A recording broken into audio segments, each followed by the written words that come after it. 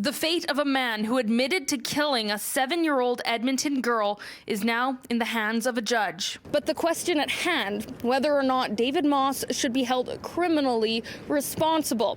In closing arguments, court was reminded how all of the doctors who testified felt he had some kind of psychosis, while not agreeing on what type or whether or not Moss understood the consequences of his actions. Now, a warning, some of the details in this case are disturbing and does touch on the topic of self-harm.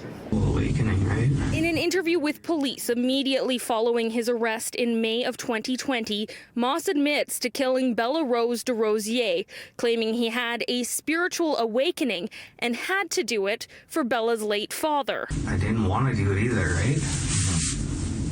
Of course I didn't want to do this. The Crown argues statements like this show David Moss understood his actions, regardless of his psychosis, and that evidence points to Moss understanding that taking scissors to the young girl's neck would result in death or significant harm. Doctors at the Alberta hospital say Moss likely had cannabis-related psychosis, having abruptly stopped his high cannabis consumption in the week before the killing.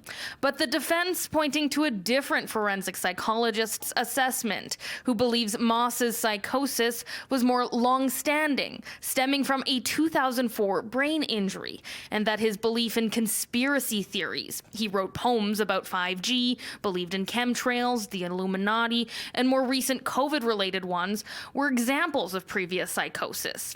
The Crown pointing to doctors who treated Moss who disagree with this assessment, and that beliefs of unfounded online conspiracy theories is not enough proof of previous psychosis.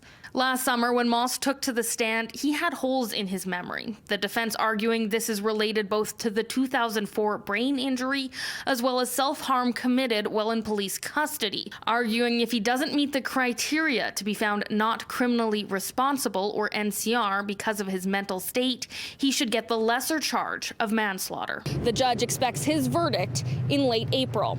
From the Edmonton Law Courts, Carly Robinson, City News.